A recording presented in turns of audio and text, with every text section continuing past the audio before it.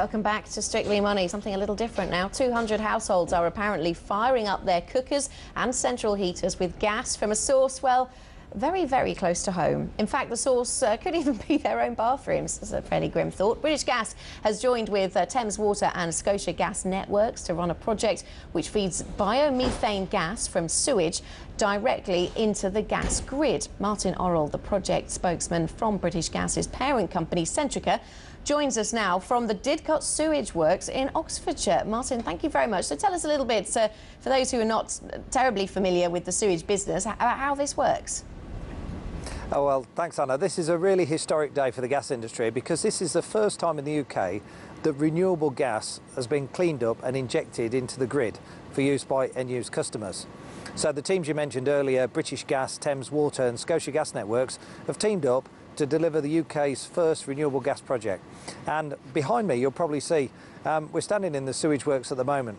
Basically, the people of Didcot, 20 days after they flush their toilet, will enjoy the benefits of renewable gas in their homes.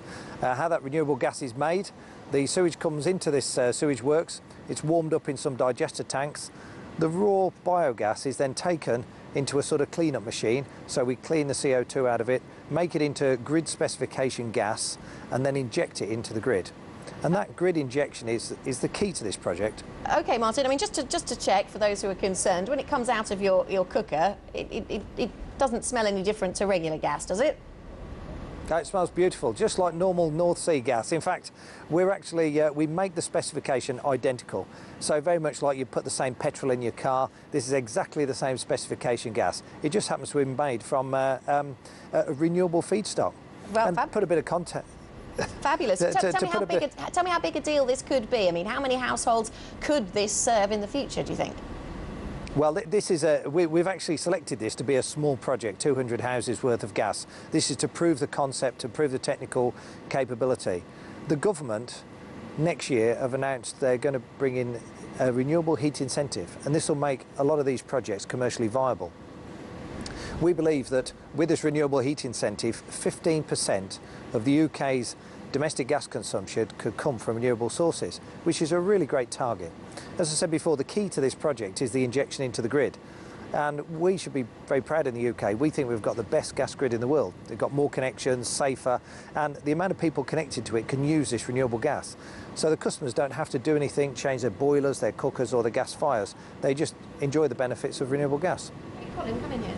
It does look like quite a large plant that you have there. Is the key to this having a very large scale? Do you need to tap quite a lot of sewage, you know, to actually process and scale for this? Well, in a way, I'd argue that almost doesn't matter because this process has to happen anyway. So this process of anaerobic digestion, breaking down the sewage, has to happen. And all we're doing, instead of flaring the gas, which is what happened on this site, we're now capturing that gas, putting it into the grid, and our customers can use it. And of course, that's displacing North Sea gas or fossil fuel gas. And so it's great for the environment and great for the customers. OK, Martin, thank you very much. We wish you well with your project. Martin Orrill, the project spokesman for Centrica there. Well, insurance giant Aviva is setting up a think